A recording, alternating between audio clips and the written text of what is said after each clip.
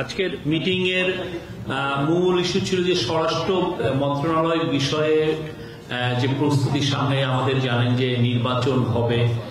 নির্বাচনের আমরা দুইটা সম্ভাব্য টাইম জানিয়েছি। একটা হচ্ছে যে স্যার জাতির উদ্দেশ্যে ভোটে জানিয়েছিলেন যে এপ্রিলের প্রথমার্ধে ইলেকশন হবে। পরবর্তীতে আমরা আরো জানিয়েছি যে যদি প্রস্তুতি সম্পূর্ণ হয়, সংস্কার হয়ে যায়, তাহলে সেটা রোজার আগেই ইলেকশন হতে পারে ফেব্রুয়ারিতে। তো এই বিষয়ে নির্বাচনের প্রস্তুতির বিষয়ে আসলে আজকে পুরো প্রায় 2 ঘন্টার মিটিং এ রিভিউ করা হচ্ছে এবং আজকে অনেকগুলো ইম্পর্টেন্ট নির্দেশনা দিয়েছেন চিফ অ্যাডভাইজার। প্রথম নির্দেশনা ছিল যে আইন শৃঙ্খলা বিষয়ক যত প্রস্তুতি নির্বাচনকে ঘিরে সব প্রস্তুতি উনি নিতে বলেছেন বাই ডিসেম্বর। এই ডিসেম্বরের মধ্যে সমস্ত প্রস্তুতি শেষ করতে বলেছেন বাই ডিসেম্বর।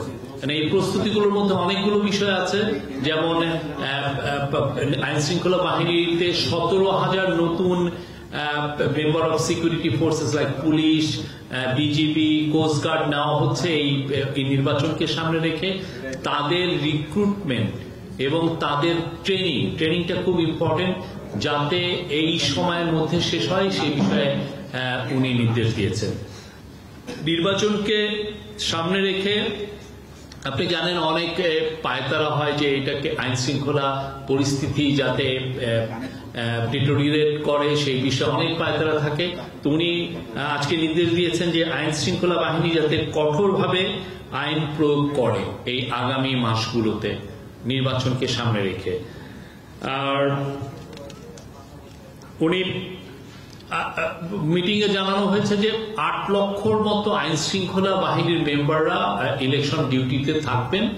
উনি নির্দেশ দিয়েছেন যে এই পুরো 8 লক্ষই যাতে এই ইলেকশনটা কিভাবে হবে আর শান্তিপূর্ণভাবে ইলেকশনটা যাতে হয় সেটার প্রশিক্ষণ তাদেরকে ইনশিওর করার কথা বলেছেন, যে তাদেরকে প্রশিক্ষণ করতে হবে এবং এই কাজটা করতে হবে ডিসেম্বরের মধ্যে। আর উনি নির্দেশ দিয়েছেন 18 থেকে 33। আপনারা জানেন যে এবার অনেকে নতুন ভোট দিবেন।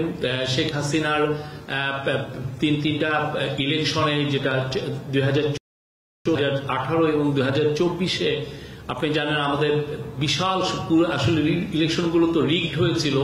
এই বিশাল আমাদের ইয়াং ছেলেমেয়েরা কেউ ভোট দিতে পারেননি। তো উনি নির্দেশ দিয়েছেন যে উনি